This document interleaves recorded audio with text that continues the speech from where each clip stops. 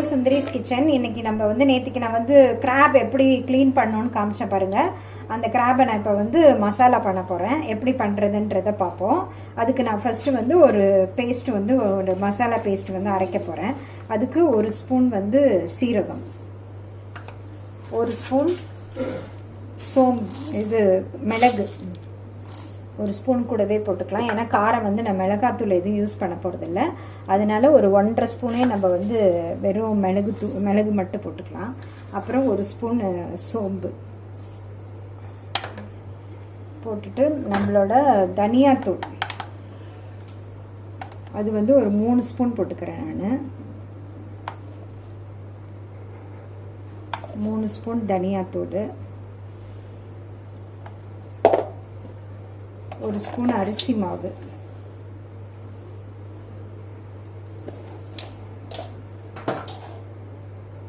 அப்புறம் ஒரு கால் மூடி தேங்காய் வந்து நான் கட் பண்ணி வச்சுருக்கேன். அதையும் இதில் சேர்த்துட்டு இப்போ நான் வந்து இதை வந்து நல்லா ஃபைன் பேஸ்ட்டாக அரைச்சிட்டு வந்துடுறேன். அரைச்சிட்டு வந்த பிறகு நம்ம இதை எப்படி தாளித்து விடணுன்றதை பார்க்கலாம்.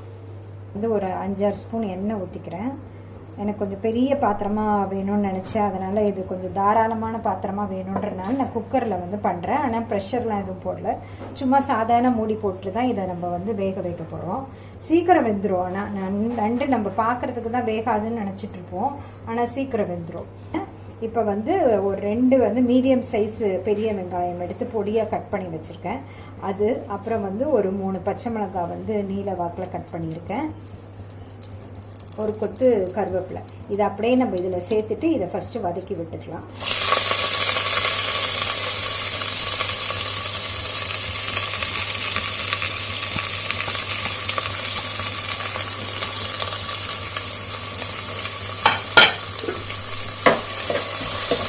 இப்போ நான் வந்து 2 தக்காளி இதில் போட்டு அதையும் சேர்த்து வதக்கிக்கிறேன்.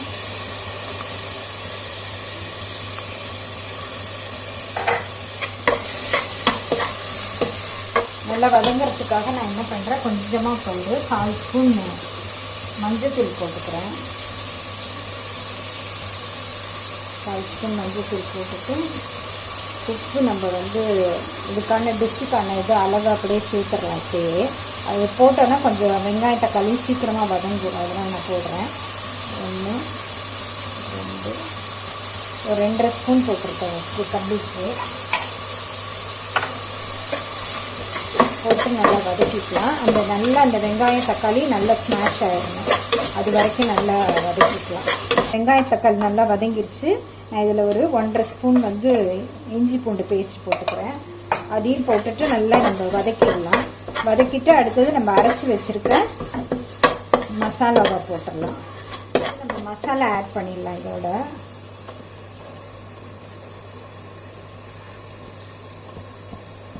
இந்த மிக்சி பவுலில் நம்ம வந்து ஒரு 1/2 டம்ளர் தண்ணி ஊற்றிட்டு அந்த தண்ணியை நம்ம 3/4 டம்ளர் ஊற்றுங்க. ஏன்னா 1 கிலோ நண்டு இருக்கனால நான் 3/4 டம்ளர் ஊற்றிக்கிறேன். நீங்கள் அந்த நண்டுக்கு ஏற்ற மாதிரி தண்ணி ஊற்றி வேக விடணும்.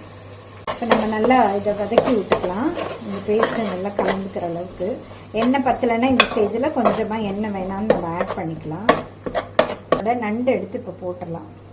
இது வந்து இந்த மசாலாவோட சேரணும், அதனால் இந்த நண்டை நான் இதில் சேர்த்துடுறேன்.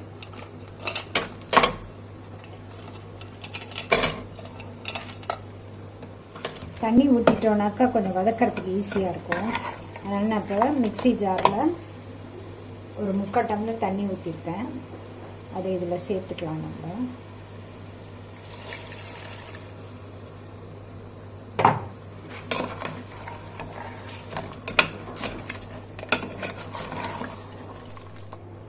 இப்போ நம்மளோட இது நல்லா வதக்கியாச்சு. இது வந்து மூடி போட்டு இப்போ மூடி வச்சிடுறேன்.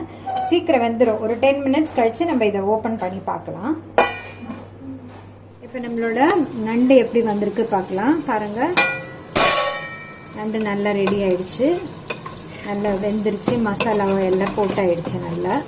இப்போ நம்ம இந்த ஸ்டேஜில் நம்ம அடுப்பை வந்து ஆஃப் பண்ணிடலாம். ஆஃப் பண்ணிவிட்டு நான் கொஞ்சம் கொத்தமல்லி மட்டும் எடுத்து வச்சுருக்கேன், அதை மட்டும் இதில் போட்டுக்கலாம்.